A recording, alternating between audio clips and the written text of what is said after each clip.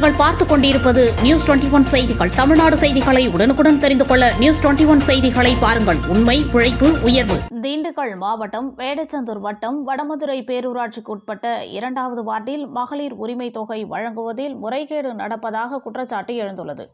வடமதுரை 2வது வார்டு ரெட்டியப்பட்டி அருகில் ஸ்ரீ காஞ்சி பெரியவர் நகரில் வசித்து வருபவர் முருகேஸ்வரி. இவரது கணவர் முத்துப்பாண்டி முறுக்கு வியாபாரம் செய்து வருகிறார். தமிழக முதல்வர் கொண்டு வந்த மகளிர் உரிமை தொகை வழங்கும் திட்டத்தின் கீழ் முருகேஸ்வரி விண்ணப்பம் செய்திருந்தார். அந்த விண்ணப்பத்திற்கு அரசு முறையாக ஆவணம் செய்துள்ளது. ஆனால் உரிமை தொகையோ கடந்த 14 மாதங்களாக கானாபாடியை சார்ந்த கிருஷ்ணன் வயது 60 என்பவர் வங்கி கணக்கிற்கு சென்று கொண்டிருக்கிறது.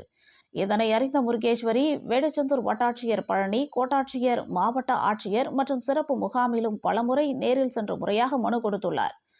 இதுவரை அதை சம்பந்தப்பட்ட துறை அதிகாரிகள் சரி செய்ததாக தெரியவில்லை. மகளிர் உரிமை தொகை என்பது மகளிருக்குத்தான் சென்று அடைய வேண்டுமே தவிர ஆண்களுக்கு செல்வது எந்த விதத்திலும் சரியானதாக தெரியவில்லை. மகளிர் உரிமை தொகை இல்லை என்று நிராகரித்து இருந்தாலும் பரவாயில்லை. ஆனால் முருகேஸ்வரி என்ற பெயருக்கு அரசு ஆவணம் செய்யப்பட்டு கானப்பாடியை சார்ந்த கிருஷ்ணன் என்பவருக்கு சென்று வருவது எந்த விதத்திலும் நியாயம் என்று நினைவு கூறுகின்றனர். தங்கள் மொபைல் எண்ணிற்கு மாதந்தோறும் பணம் ஏறிவிட்டது என்று குறுந்தகவல் மட்டுமே வந்து கொண்டிருக்கிறது. தமிழக முதல்வர் தகுந்த நடவடிக்கை எடுத்து முறையாக மகளிர் உரிமை தொகை கிடைக்க ஆவணம் செய்ய வேண்டும் என்று கோரிக்கை வைக்கின்றனர். வேடச்சந்தூர் செய்தியாளர் செந்தில்குமார்.